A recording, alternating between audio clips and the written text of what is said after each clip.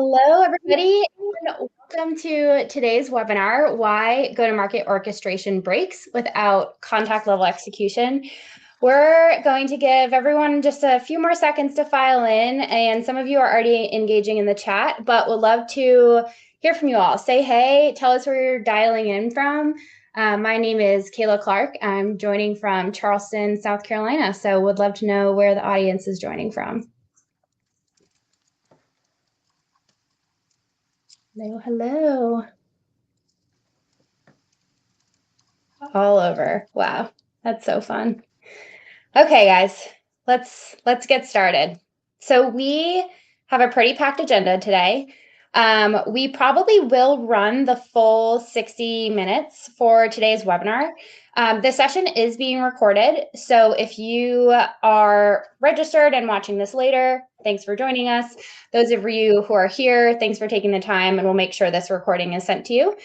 We are going to answer questions as we go through the webinar today, so just as you are engaging in the chat, next to that, you should see a Q&A tab. So as you have questions, please submit them there, and we'll make sure we get answers as they're submitted. Okay, so what are we going to talk about today? First, we are going to start with a panel discussion, and I'm super excited to introduce my colleagues here in just a minute. We're going to break down traditional go-to-market orchestration and where it normally breaks. Then I'm excited to share some new releases from Influ 2, some exciting enhancements that we built to intentionally address some of these go-to-market orchestration obstacles that we'll talk through in our panel discussion. And then we'll close out today with a real playbook. So leave you with some actual tips and tricks on how to win the market before they're ready to buy. So I am super excited to be joined by the best panel today. Again, my name is Kayla Clark, and I'm the head of product marketing and lifecycle marketing at Influ 2. And today I am joined by Ed Vanderbush, senior manager of ABM at LiveRamp, Devin Reed, CEO and founder of the Reader, and then Anya Simplist, head of ABM at Influ 2. Guys, super excited to have you here today. Likewise. Yeah. Amazing. All right, so I want to kick off this panel discussion, and to set the stage, I actually just want to ask a really simple question before we dig into any of the content. And the question is, what is go-to-market orchestration? What do you think of when I say that term? Is it tech? Is it strategy? Is it both? So my first question is to the audience. If you have an answer to that, feel free to weigh in the chat. But I want to invite our panelists to share their opinion on this. So Devin, I'll start with you. What is go-to-market orchestration? Yeah, I'm excited to see what people put in the chat, because I feel like it could have a lot of answers depending on, kind of your approach to go-to-market and also like your company stage. So I admit when GTM orchestration kind of first, became a thing and became kind of mainstream in our world, it felt a little intimidating. Like go-to-market orchestration, there's an acronym, it's a lot of syllables. So I always try to kind of like simplify it in the most, easy to understand way for myself, and then obviously to help others and other clients that I work with.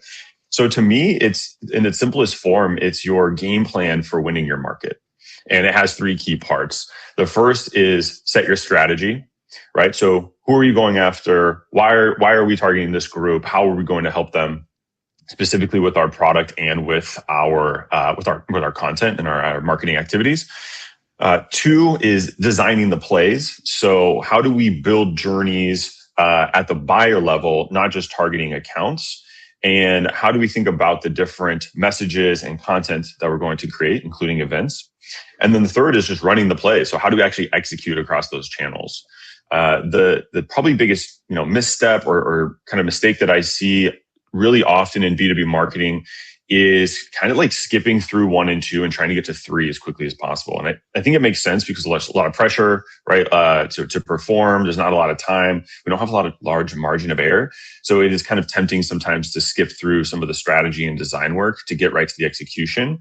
But I believe that orchestration is a strategic discipline first, and then technology, kind of comes later around the execution phase. Amazing. And Ed, what would you have to add to that? Yeah, I really appreciate what Devin just articulated, and I think at the core of those steps are people. And sometimes as marketers, I think we can think about audiences and we can think about segments and groups of accounts and reports and Salesforce, and we forget that there's people just like us on the other side, and helping to understand what they're after and what they're trying to solve is really at the core of how we orchestrate the team around providing the right value to each of those people, and what are they trying to solve, what's driving them. And something else I've been thinking about recently is, we've always said as account-based marketers, as marketers, like strategy always drives tech. We don't start with technology. But as I've been thinking about the way that the market has changed, even in the last few years, but certainly since I've started doing EBM about 10 years ago, is knowing what's available to us, understanding what the technology is capable of doing, is really helping us to unlock what's possible in our strategy. Things that we're able to do now, signals that we're able to see resolution of, things that we couldn't have done even a couple years ago. And I know that's really changing how I think about building strategy and getting the right messages to the right people.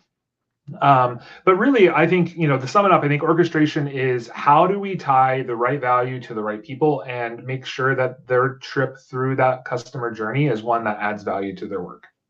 Yeah, amazing. And already from what I'm seeing in the chat, there's mentions that tie into both of your explanations. So that's great. Anya, what about you? Should I just say, yeah, I agree? No, but honestly, I think go-to-market orchestration is a lot of big words, and being the practitioner who actually needs to execute on this,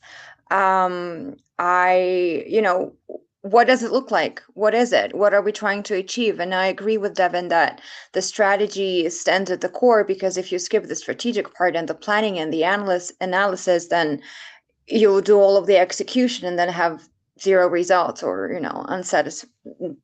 bad results. But honestly, I think apart from technology in orchestration, it involves a lot of human interaction. And human interaction, I think, is the hardest part. Marketing, sales, customer success, all of them working together, working from the same data, working with the same people and bringing relevancy at every stage. I think this is the toughest part of of orchestration. And I think, for me personally, this is like the main challenge of navigating every stakeholder in this. Yeah, amazing. Thank you all for sharing your unique point of views. And I think what's most interesting is they all kind of naturally fit together. And I heard a lot of mention about the human element. So that's something that we'll continue to talk through throughout today's presentation. So I want to pull us out of the B2B world for a second to just set some additional context around this example of the buyer's journey. So in the kingdom where the Mario brothers live, they have decided that they're ready to modernize their kingdom with AI, okay? And Mario has started doing his research. He is sick of being pixelated and behind the times. So his priority is speed, and he starts researching for fast AI implementation. Then Luigi joins in with a completely different priority in mind, AI safety. As they continue their research, the engagement score for their account goes up. And if this was following standard account scoring, they likely move through standard stages of awareness, consideration, and then finally decision-making. So as they have done that research, their score has gone up and they've hit that threshold of decision-making. So their account is now being flagged as in market, which now triggers orchestration workflows and sales starts reaching out. So all is good, right? No problems here. The problem is that by the time those workflows were triggered, by the time sales started reaching out, they had already made their decision way earlier in this timeline. So the moment to actually influence their decision had already happened. Those moments have passed. Plus, there was no visibility into who is actually interested in what. So Mario got messages about AI safety, and he wasn't really sure why, so he completely tuned them out. And this is totally expected behavior. 8 out of 10 buyers will actually completely ignore messages that are irrelevant to them. And I think what sticks out to me the most with this stat is it's not name personalization that grabs their attention. That's not what wins our buyers these days. It's messages tied to the topic that they actually care about. So not only did Mario get messages that were irrelevant to him, but sales even reached out to Princess Peach, who no longer lives at this account anymore. And in a recent survey, Influ2 ran with over 100 B2B marketers, 60% of them said that figuring out what a signal means and who to focus on is actually one of the hardest parts of acting on it. And reaching out to Princess Peach is a great example of why not knowing who engagement comes from can be pretty problematic. So in reality, the buying journey is super complex. People change priorities, buying group shifts, and somehow orchestration has to keep up with this. So now I want to distill this into a few core problems and invite our panelists to weigh in. And I want to kind of go back to the beginning of the story and start with the first problem we saw, which was this critical latency problem. So when you collapse buyer behavior into an average and rely on an account score to be met, you're waiting to take action and often missing those key moments to engage with buyers while they're still in motion. Someone could have engaged with Mario or Luigi earlier in the process when they were still doing their research. So I'm going to pause here, and Devin, I will start with you. What do you think of this? Well, one, I love the Super Mario Brothers through line and theme today, so I just want to give that a shout. That makes me smile. Yeah, I think, and having been in sales, by the way, I was in sales before I was in marketing. Like I was on the receiving end of MQLs and SQLs and all sorts of different things, and I'd kind of learned like some are really qualified and really ready to go, and others aren't. But that's kind of just like having one single value, right? It's is or is not an MQL, but there's kind of different levels to it. And so, it's almost silly to admit, but when I was getting started in marketing and I was like moving over from sales to marketing, I'm like, all right, so like, I kind of thought like MQL was like a universal currency. Like, all the companies agree to what an MQL is. But really, it's more of like kind of like national currencies, right? Like what Influ2 considers an SQL versus LiveRamp versus, my last company, Clary or Gong. Like those are all quite different things. And so I kind of thought of like, well, no buyer or no person wakes up any day and is like, I feel like an MQL today. I think that's what I'm feeling like. I'm pretty ready, or SQL. And so instead of kind of tracking just MQLs, SQLs, et cetera, which are internal labels that we create and debate, I actually prefer kind of going a little bit old school. I don't know if anyone heard of Eugene Schwartz. He's a direct copywriter from the 1960s and 70s, but he had a different framework that I find more helpful, which is kind of the 5 stages of awareness. So there is unaware, problem aware, solution aware, product aware, and then most aware, which is like super ready to buy. And so I always think of that when you shared the example of like Mario, why am I getting AI safety messages? Is a lot of times I think we, kind of, go attack a prospect or an opportunity with the wrong message. And then we get confused as to why deals get stalled or we have low conversion rates at the top of the funnel. Yeah, absolutely. And I know you planted a little seed there, so we'll dig more into that framework later in our conversation. I didn't go today. too deep. Yes. Yeah. Ed, what about you? Yes, and I was thinking as you were going through that, Kayla, thinking through Mario Brothers, I feel like we had an opportunity to have Goombas and Koopa Troopers, if I'm remembering the lingo right. Those are the hidden stakeholders who creep in and like throw the entire buying journey off course, right? But that's so I love how Devin framed that up. And lately I've been talking about this as engagement is really a continuum. There's really not a single stage. There's not like kind of like that moment. I love how Devin said like you wake up and you're like, oh, I'm an MQL.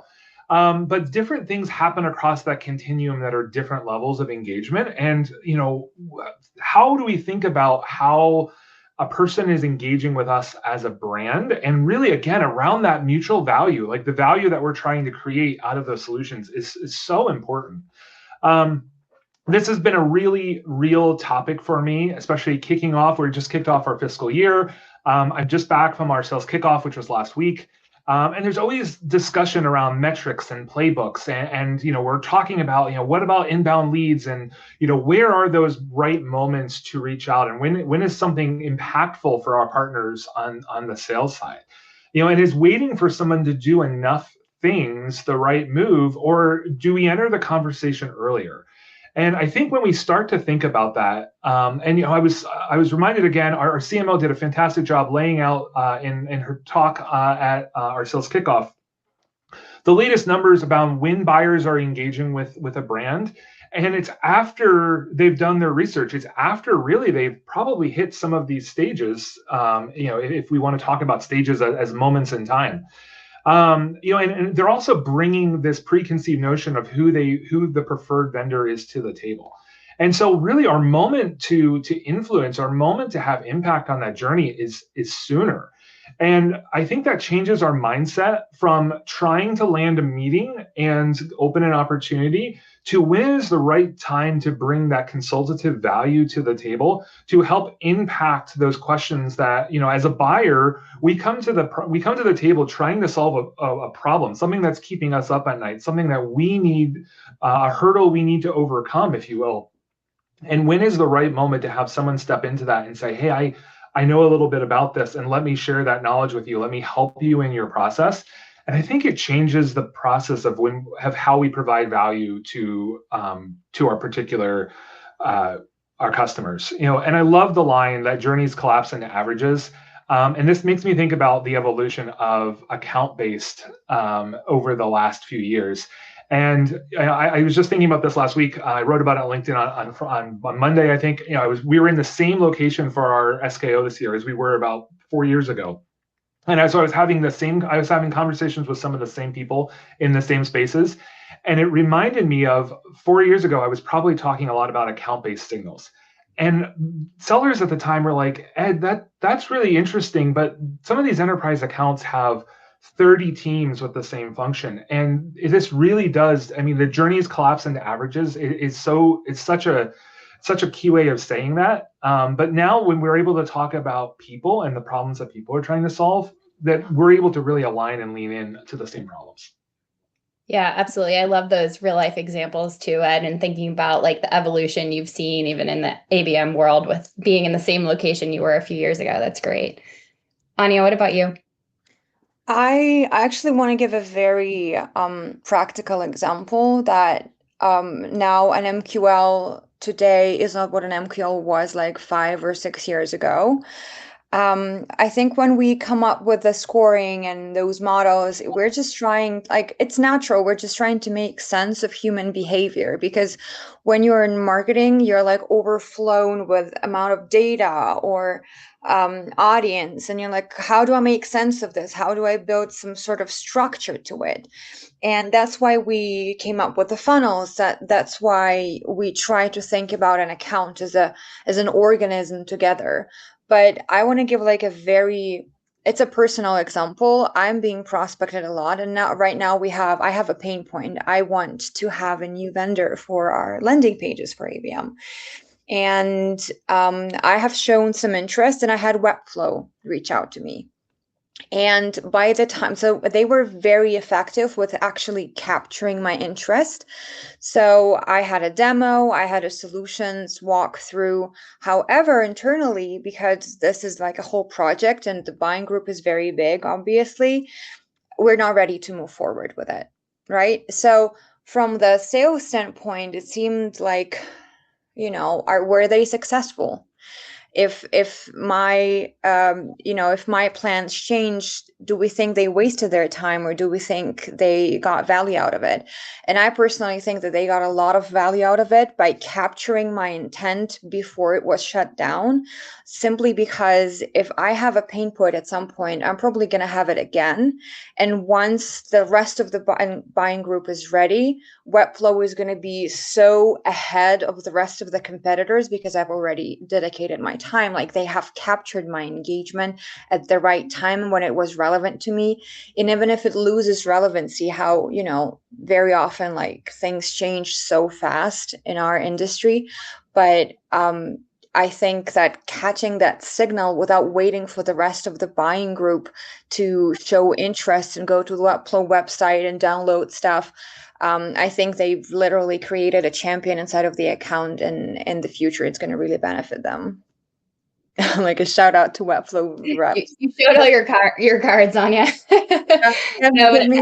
But this is really, when we're just waiting for people to be interested enough, we are, it's completely their responsibility whether they like us or not and what they learn about us, right? So I think capturing intent, capturing the signal when it's there, and making sure you're relevant and making sure you're there for them, and interacting with them, I think is very, very important.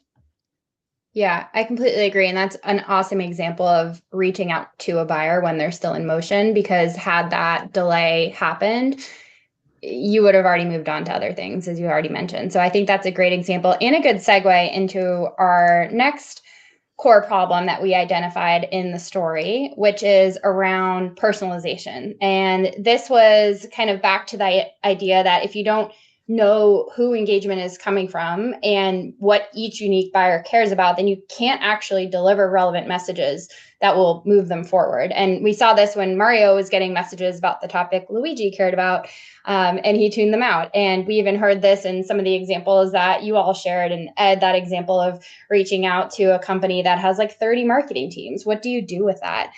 So let's break this down a little bit. And Ed, I'll start with you on this one.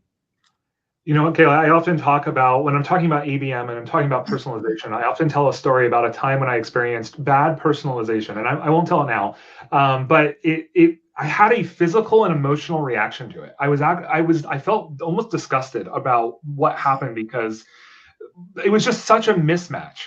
And it occurred to me, I was walking back from my mailbox, and it occurred to me that this is what I'm supposed to be doing, right? I'm supposed to be delivering those experiences that delight and that just resonate. And to land the right message, you really need to know your audience. You need to know what they care about. You need to remember, again, that they're people, and they're people that are trying to solve something. And what is that next logical step? What is that next logical message to cause them to lean in?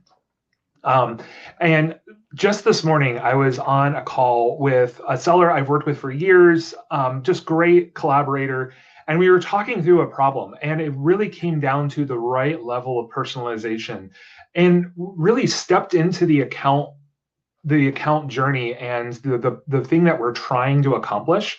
And by adjusting the level of personalization and talking through it, we were really able to align around the right value and really lay out the next couple stages of the sales process because we were aligned around personalization. And those are conversations that wouldn't happen if we weren't talking about how to deliver that story at the right level. Yeah, absolutely. Again, another great example of how that visibility into where engagement is coming from not only allows you to deliver those personalized messages, but it gives that seller clarity, right, on what they can actually do with it. So that's a great example. Devin? Yes, I have a similar-ish story to Daily Robinson. Great initials, by the way. Where I was Yoshi, and this got me so excited. When we connected a few months ago, and you were showing me what Influentu is able to do, because we had just, it was a couple years ago, our team had just launched ABM a few months prior, and I remember that someone hit me up and they were like, "Hey, we got a hit at Adobe." Like someone at the Adobe account, one of our like top 100 accounts that the company wanted to close right as we were going up market. They're interacting with us, and I was like, "Great!" And they I think they even kind of told me like what the piece of content that it was, or an ad that they something like that. And they had a request for another piece of content. So they wanted me to stop the press, right? Of all the things we had going on and had committed to, they're like, "We need this follow-up asset immediately." And I was like, "Okay, I get the urgency, but like who specifically are we sending this to? Just so I can kind of think of like how to create the best asset, like who exactly?" And the call got really quiet. because we didn't know who we're sending it to. And so even if it was, there's 30,000 employees at Adobe, even if you're selling to 2,000 person companies, right? That's still so many people. So I was like, are we just going to like email and send an ad to like all the people? Like it didn't make sense to me. And that goes back to the Mario and the safety AI thing, where it just doesn't make sense to do it that way. So I've been Yoshi daily. I know that attempt, and it just doesn't work. And so that's why I think the contact level is just so important, where it's like, oh great, we can actually be precise, send the right message to the right person, which is a huge advantage today. When to your previous point, like how often are we just inundated with things that just don't matter and aren't relevant to us? Yeah, amazing. I can feel that moment you just described of asking the question, who are we sending this to? And everyone's like, I think that probably resonates with a lot of people listening in. Anya, what about Can we get you? it by Friday? Yeah. That's the answer. Can we get it by Friday? I was actually in a different situation where I knew exactly who I needed to send it to, and they wouldn't read their email, and there was no other way for me to deliver that piece of content to them.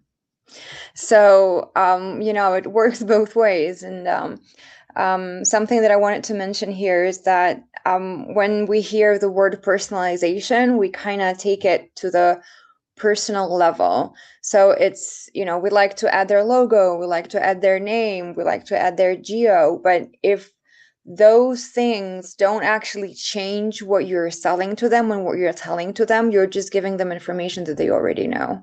Like they already know their name, they already know who they work for. And if they click through and they see something irrelevant, which is a possible thing, because unless you had a real conversation with them and you know what's going on, you're just assuming, first of all. And second of all, it feels like if there is no personalization, it kind of feels like a waste of time, because it like the whole thing looked so personalized, and then personalized wrapper with a very generic message inside. And that's also a disappointing experience for a prospect. And also something on the practical side is, because I work for Influ2, I have this precision, and I've been putting logos on ads for a long time to demo the precision of Influ2 basically. And at first it was resonating so well with the audience, but now everyone kind of learned that a lot of companies are now able to do that, and they're like, So I see a very noticeable decline in the CTR unless the message actually resonates. And I see that messages that resonate with the right audience without the logo have a lot higher engagement than those that look personalized. So they need to be actually relevant to feel personalized, rather than just have the cute wrapper of personalization. Yeah, really solid use case and example of how that plays out. I also love the way you think about personalization, Anya, of like giving them information they already have. Like, yes, I know my name. Right. Thank you. Yeah. Yeah. Okay, so last problem I kind of want to break down together, and we didn't even really touch on this example in the Mario Brothers storyline, but I think it's one that will really resonate again with many of you listening in. And this is really tied to the idea that if you can't actually see where engagement is coming from or how your actions are driving buyers forward, there's no real way to measure influence. So your reporting kind of becomes a story that you tell your leadership, not always a reflection of what actually happened. And I know that's like the number one pain point for marketers, something that we always have top of mind. And I know how problematic it can be. So Anya, as the ABM leader at Influ2, I actually want to start with you on this one. I know you have a good perspective of what it's like, both with and without this contact level resolution. So tell us a little bit about how this resonates for you. Yeah, reporting in marketing was very cool and fun until 2021, when getting funding became a lot harder. So when you're not getting funding for free, it's kind of, okay, what's actually working? And this is when everyone started really looking at reporting, really looking at influence, and figuring out what budgets could be cut, what budgets should be increased. And when you're in marketing and you don't have that level of precision and your reporting is kind of a black box, it's very hard to prove your influence, because sales have a very solid case, right? You're working on accounts together, and sales have a very solid case to show because they, like, every email is recorded, every call is recorded, every interaction that they have is recorded in the CRM. While with the marketing, imagine if I just come up and I say, hey, I targeted Adobe for 2 months, and they're like, cool. So, if you don't have, if your reporting is a black box, as a marketer, you're forced to create additional decks. You're forced to create additional explanations of how this is actually driving value, because people don't actually understand how, a black box is driving value. And you're like, did I influence it? Because you have no way of actually checking that, right? So visibility gaps is a huge pain point if you only have access to account-based reporting, especially if you're selling to larger accounts. Yeah, 100%. Ed, curious your perspective on this one. Anna, I feel that, like, yes, 1000%. And I think, especially as ABMers, like, I want a t-shirt that says, like, your attribution model is broken, or something like that. Like, other marketers, please, like, let's put those t-shirt slogans in the chat, because, like, we all feel this. We want to measure what matters, and we want to prove value back to the organization. Like, we want to go to our sales partners, and we want to go to our leadership and say, look what we've done. Like, and this has really driven true value. But we know that the journey is more complex than that. And, having recently been on the buying side rather, from initial conversation to signing the deal, I've been surprised at how many twists and turns that deal took, even being the buyer, right? And understanding kind of seeing behind the curtain. And so I love collaborating with sellers across the Pursuit team. And it's amazing how often I'm able to bring contact level signals to the table and say, this person has engaged. And sometimes they're like, I didn't even know that person existed, because they're not in the core buying groups that I am currently talking to. And we're able to drive multi-threading through those signals. So measurement at the end shows impact, but measurement throughout shows progress and helps us to avoid some of those pitfalls that Mario might fall into. Yeah, such a great example again. Devin, close us out. What do you think? I mean, this speaks to my soul. I have spent years and countless hours, like over a span of years and countless hours, justifying my work and the impact of content, because there's that gap between engagement, right? Like website traffic, engagement on LinkedIn or email clicks and all those things. There's like the sweet engagement that we all like, and as marketers, we know that engagement will eventually convert into pipeline, which it takes time, and I know there's lots of data around that. But the challenge is, when you're in a high growth startup or just high expectations for marketing, executives don't want to hear just wait. Here's engagement metrics, just wait, it'll show up, right? They want to know the pipeline. And so that gap has been challenging for me for many a time. I remember one time I even told my CEO, we had to do a little bit of leap of faith marketing, just a little leap of faith.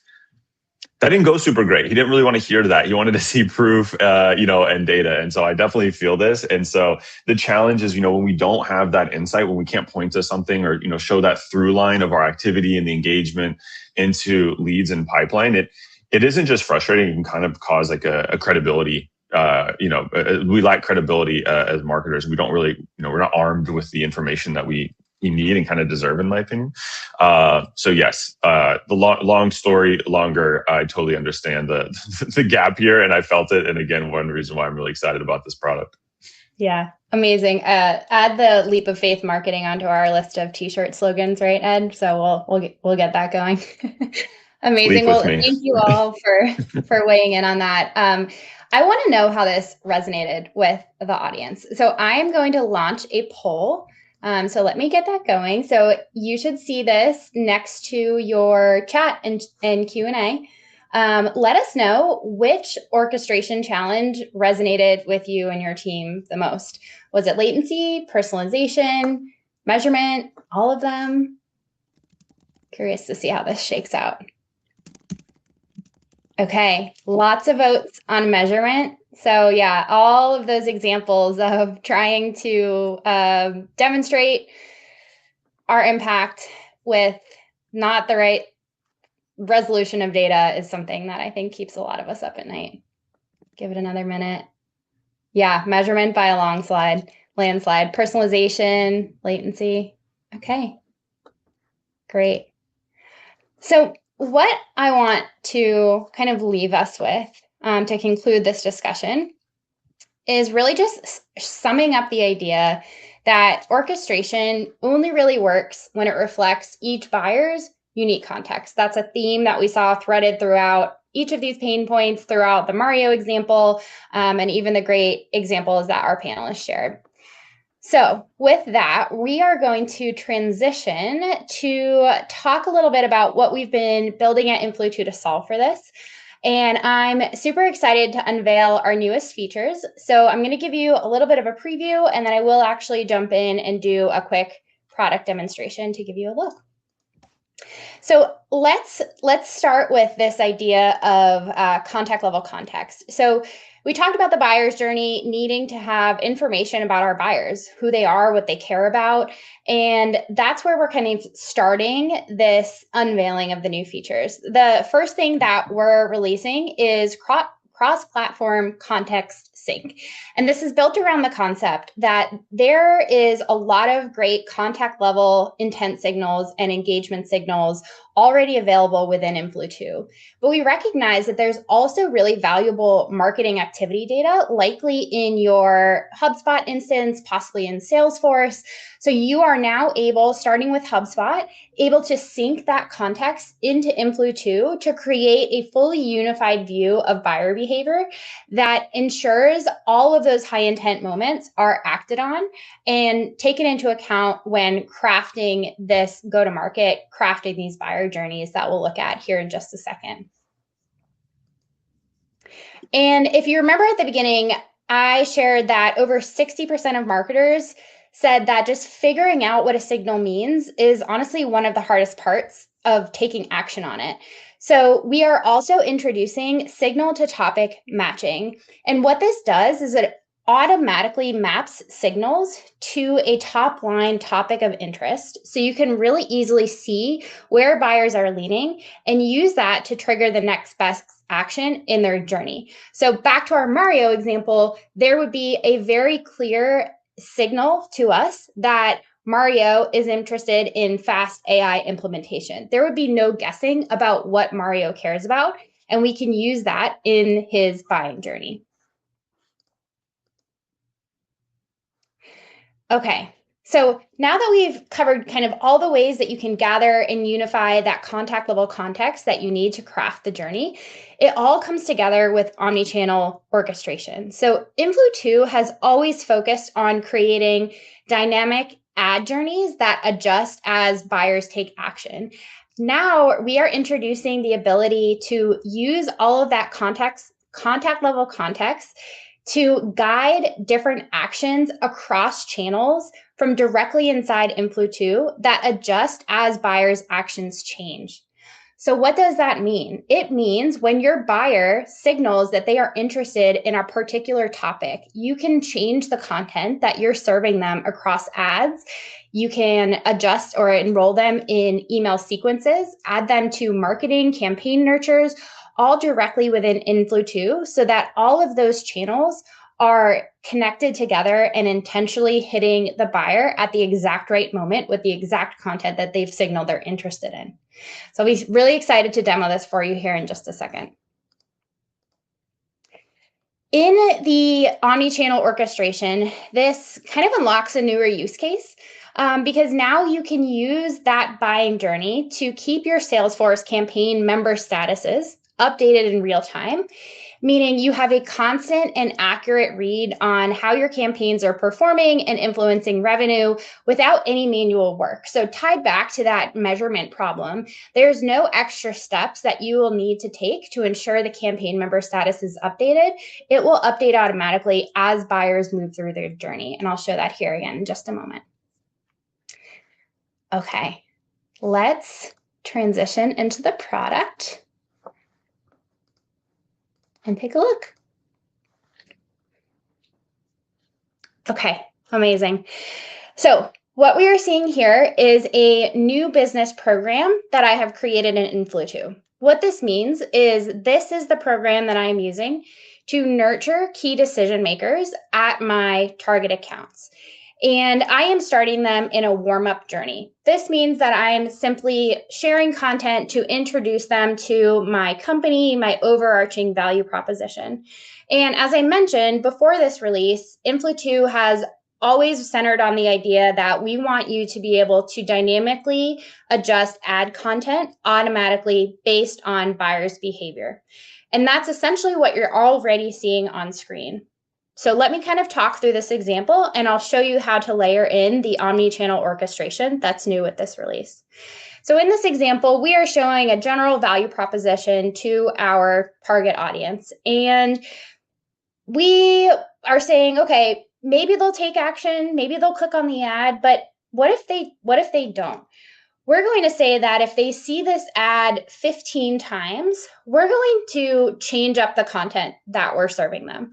So we're going to start showing them a different value proposition, a different ad creative after they've already seen that first one 15 times.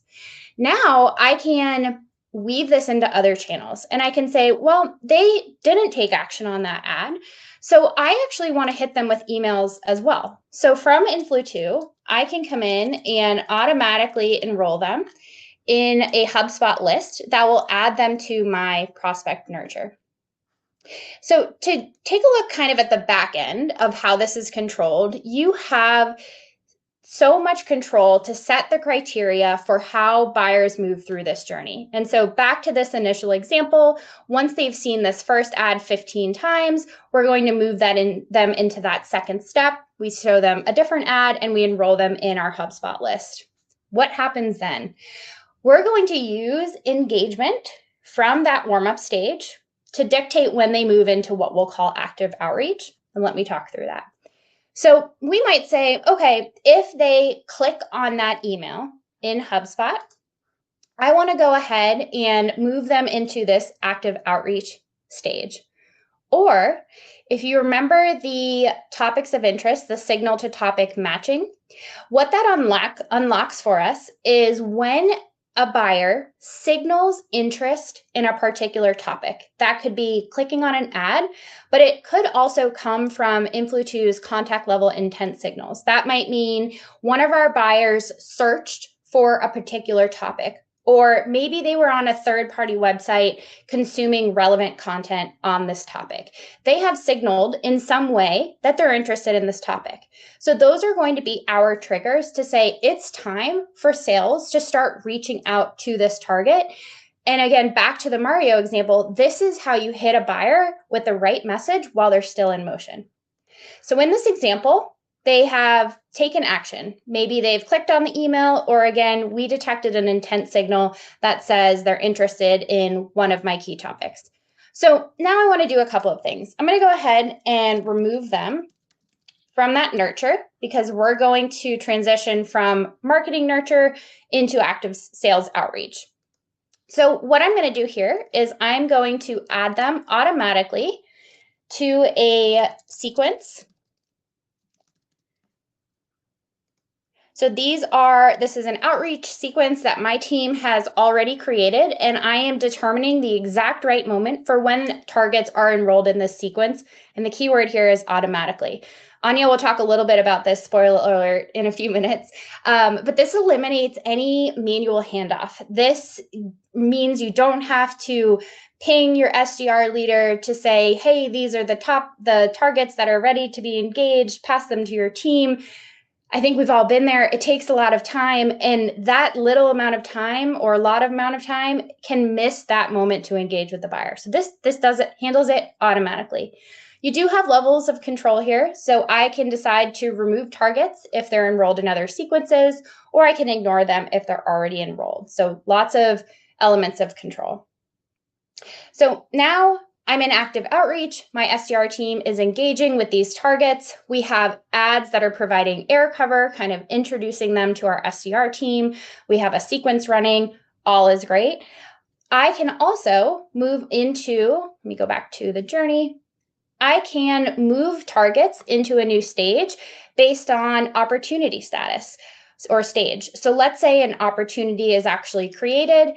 okay, I'm going to change my content strategy to providing air cover to help move this deal along. So in this example, maybe I want to go ahead and ensure that my Salesforce campaigns are updated automatically, again, to ensure that my reporting, my measurement is always up to date automatically. So in this example, I'm going to find my relevant campaign, change the status, and again, as buyers move through, all of these actions are triggered automatically. A few additional things to call out. You always have visibility into how your targets are dispersed throughout the different steps and stages in your journey. And because Influ2 is always about contact level precision, you will always have visibility into exactly who you're targeting, if they've seen your ads, if they've clicked, if you've detected any intent signals, so that pain point that we talked about in the Mario example of just really not knowing who information is coming from, where engagement has sparked, what they're interested in, you have that full level of visibility directly inside Influ2. Okay, let's come back. I'm happy to comment on this. One more announcement, and then it's all you. Let me get this going. Okay, so before we invite the panelists back on, I just want to also use this moment to introduce one more new capability, website visitor identification, which is now in beta for active Influ2 audience scope customers. So this new signal joins our existing set of contact level intent signals across search, third-party content, social posts, and ad engagement. And it gives you clear visibility into who is visiting your site and what they care about, so you can confidently guide the next step in their journey. Now, there are other tools that do website visitor identification, and candidly, our team just really wasn't satisfied with the level of false positives that a lot of them can produce. And when you sacrifice signal quality for volume, ultimately that erodes sales trust. And that's a trade-off that we're just not willing to make with any of Influ2's signals. So we've built ours to meet that same standard as the rest of the Influ2 platform, prioritizing accuracy, precision, and trust over any type of inflated volume. Okay, panelists, let's bring you back. I showed a lot of what's new. I talked through some kind of sample examples of how to use them, but really want to invite your point of view now that we've seen how you can execute with contact level precision, and just get your take. And Ed, I'll start with you. You know, there's so much here to react to. You know, if you're in the business of selling any kind of complex solution or different solutions across the different product lines, signal to topic matching is so impactful. Understanding, you know, kind of grouping account level intent signals into topics, you know, maybe helps you prioritize accounts or thinking about the initial story. But when you can bring contact level resolution to that, it changes how you personalize around value entirely. So that's something I'm really excited about. And having seen some of these before, I wrote a few notes down around some of the omni-channel, and I want to connect with a couple of team members later around just thinking about some of those nurture sequences. And then, of course, Salesforce reporting. You know, I think I work with one of the best MOPS teams ever, and I know they're going to be super excited about this as well. So there's a lot here to dive in on for sure. Amazing. And Anya, I'm going to jump to you. I know you had some input to share earlier, so I want to make sure you have a chance to. Okay, can I show my slide yet? Yes. And then Devin, we'll close out with you after. So this was me. This was my reaction to this update is I think the new features and like the automatic orchestration that we're introducing is gonna help me get off that bike with Katie. Here's a representation of my daily work with Katie Penner, our VP of Sales Development, because right now, without this to orchestrate the right experience for people based on, you know, what they're interested in, what is our communication through different channels like, how did we interact with them at the event? So we just went to Forrester events, and we have a huge amount of different segments and different relationships that we've built there. And I want to make sure that the SDRs are all aware of that. So right now it involves a lot of back and forth communication, list sharing, micromanagement, excessive meetings. And the follow-up work after the event is just as hard as the work before the event. So I'm really excited that now I'll be able to actually, just prep the whole flow and let everyone flow through it without any human error and without any delays that the execution requires. Yeah, I think that's the perfect example and the funniest way to illustrate it. I think like the key takeaway there, right, is getting rid of not only the manual work, but the delay, so that we're ensuring we're actually reaching buyers like right in that moment when they've signaled interest. Thank you, Anya. Devin, you want to close this out?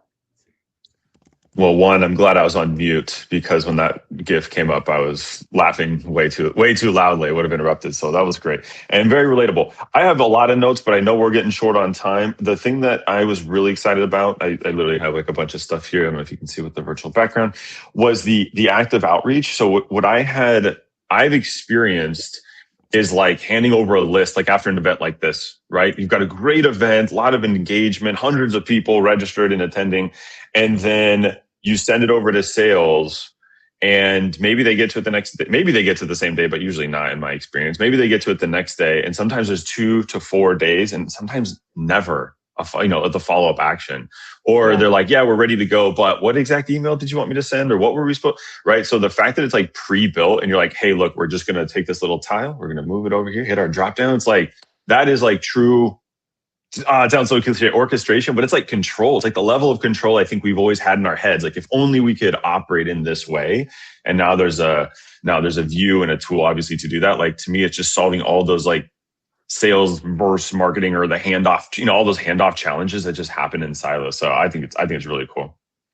Yeah, absolutely. When you said okay, so I'll follow up with them. What sequence did you want me to use again? It's like, okay, we there's a lot that can come with that handoff, and this can absolutely just automate and make that a more seamless experience across the board. All right, amazing. Well, panelists, thank you so much for all of your input. We are going to close out with a real playbook. And Devin, with that, I'm going to go ahead and hand it over to you. Yeah, absolutely. And then are you going to switch slides for me just so I know, or am I going to share my screen real quick? Either one, I can drive happily. Okay, go ahead. I'll look. I know we're a little shy. Okay, great. So real quick, last thing here, folks. I want you to put a 1 in the chat. Just a 1, the number 1.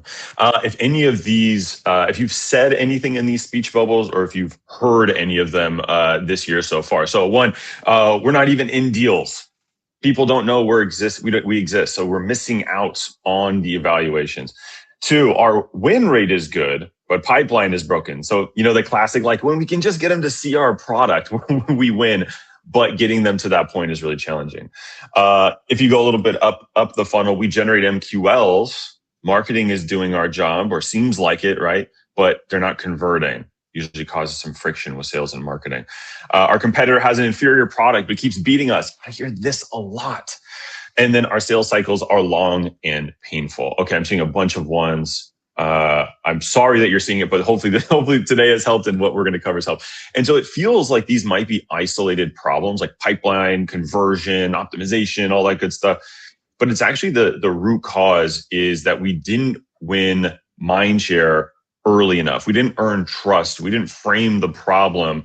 And so as people are getting into the funnel at the very highest level, or through, stage 1, 2, 3, it's a lot more painful because we're having to do that trust building on the go. And so that is kind of the underlying issue there. And so I want to provide a new way of thinking about this. I just like having people put numbers in the chat. You can put number 2, or actually put number 5. Put number 5 if you've heard of the 95-5 rule. But basically, this is some research done from, I believe, the B2B Marketing Institute a couple years back, which basically has this concept of, there's of your whole TAM, of everyone you could sell to, 5% are in market right now. So they're showing high intent. They're like, I need to buy something. I'm talking to Devin, the salesperson. Maybe we're in procurement, right? And then you have 95% of people who are not at all in a buying cycle or an evaluation.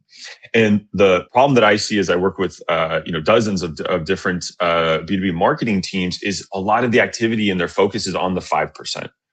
A lot of times it's like hammering the demo CTA, talking about why you should pick us when they don't even know that they have a problem. And so that is causing a lot of those speech bubbles and the latency problem as well that we covered earlier today. And so this framework, once you start to understand this and say, hey, we have to have an approach to, one, understand the signals, like what are both groups doing? What signals and interest are they showing? Two, what do those signals mean? And three, how do we act on them? Right. So that's what we're going to cover really quickly in the next slide here. Next slide. Sorry, my fault. I could jump the gun. Yeah, because 81%, if you saw that one stat I did want to talk about, is 81% of buyers have a preferred vendor before they talk to sales. So before they go take a demo, they either have a preferred vendor or at least that consideration list, right? So earlier I prefaced the 5 stages of awareness by Eugene Schwartz. And so the signal is going to tell you where that person is at. Unaware is really interesting because to me, it's like, one, are you aware? You go, go ahead and stay here for a second. Aware that we even exist. But a lot of times people will be unaware. They'll say things like, oh, that's just the way it is. Right? You might be talking about a problem or a solution. They're like, well, that's just how it is. That's just the way the world works. And you're saying like, oh, no. There's a problem. Actually, that's not the way it is. There's a problem and then there's a solution. So we want to move people through this from unaware to this can be fixed to, hey, there's a whole category of options. And then we're the best one, we're the best vendor. And then it's safe to commit with us. So if you hit the next slide, these are kind of some examples of what that might look like. So Mario's just hanging out at the beach. He is unaware. He's not on vacation, but life is good because he's like, hey, this is the way it is. Problem aware, you might find it like in a Forbes article or, just some sort of content, that's just kind of shaping a problem, introducing a problem in our industry, maybe for a specific type of leader. And then later that person, we're going with Mario's on LinkedIn and he's scrolling and he sees a new content, a new product launch. He's like, oh, there's solutions out there. Companies talking about solutions. Maybe he's learning about why someone's talking about why they move from one to another. So then he goes, you know what? That's actually interesting. I have that problem. I'm interested in solving it. Let me Google search, or realistically today, probably jump into his favorite LLM, and then moving over to, like, for example, the Influ2 product page, right? So he's over on a product page. So these are kind of, roughly. I know I made it linear. I know we kind of do this, and Mario's a pretty fun game, but that's kind of the path, right? And so once we understand that, if we hit the next slide, now it's like, okay, well, what type of content should we create to resonate with where people are today and also to move them aside, right? How do we move them along from unaware to problem aware, for example? So I put some examples here. When someone's unaware, maybe that we exist, maybe of the problem, having a strong, clear point of view or some contrarian takes is a great way to get attention and to get on the map or get on their radar, because it's a good way, content gets high engagement typically, and it also gets shared a lot. For the problem aware, that's where it's really important. And I always say to coin the problem, name the problem, focus a lot there. You can tell about customer transformation stories. Again, it's not about our software. It's about their transformation, the problem they overcame. For solution aware, there's different frameworks and category content. Product aware, differentiation is huge here. Don't tell me why you're the best. Tell me why you're different. Tell me why you're unique. Tell me how you do things differently than anybody else and why I should follow you and buy from you. And then most aware is like, okay, we need to de-risk this. We need to seem like the safe, obvious choice here. So I know we're running up on time. I had to go a little bit quickly, but the action I would say is, one, is start to just like let this marinate. Maybe take a screenshot of this. I'm sure they'll send the deck out afterward, but really start to think through this. And the action you can take is to do a quick audit of the content you have, the events you have in circulation right now. Where are you heavy in solution aware? Maybe where are you light in product aware? And note that these are not necessarily equal or don't have to be equal in volume. I actually think that problem aware content probably has the most overall amount of people that need to like be aware of the problem and reminded of the problem, even if they're already a client. And then look at your upcoming calendar. Look at your content calendar, your marketing calendar. What do we have in the queue, and how does it fit into these buckets? From there, you get a really good understanding of like, wow, we're really heavy here. We actually just need to distribute this, maybe update and distribute, versus, oh, we're really light on problem content. We've got maybe what I see sometimes, we've fallen a little bit too in love with our product and need to go back to the problem. So if anyone has any thoughts, feel free to put in the chat. I don't know if we'll have time, but you can always reach out to me afterwards with the Influ team to chat more. Amazing. Thank you, Devin. The buying journey is not linear and neither is my slide driving. So thanks for your patience on that. But You did great. I want to close out for today and just say thank you so much to our speakers for joining, for sharing your valuable points of view, for our audience, for joining us today and engaging in the chat. If you haven't already, you can visit our website either directly or you can scan this QR code. We have a brand new page that showcases all that's new, all of the exciting releases that I highlighted today. So definitely encourage you to take a look. And with that, I will close out for today and we hope to see you all at the next webinar. Thanks, everyone.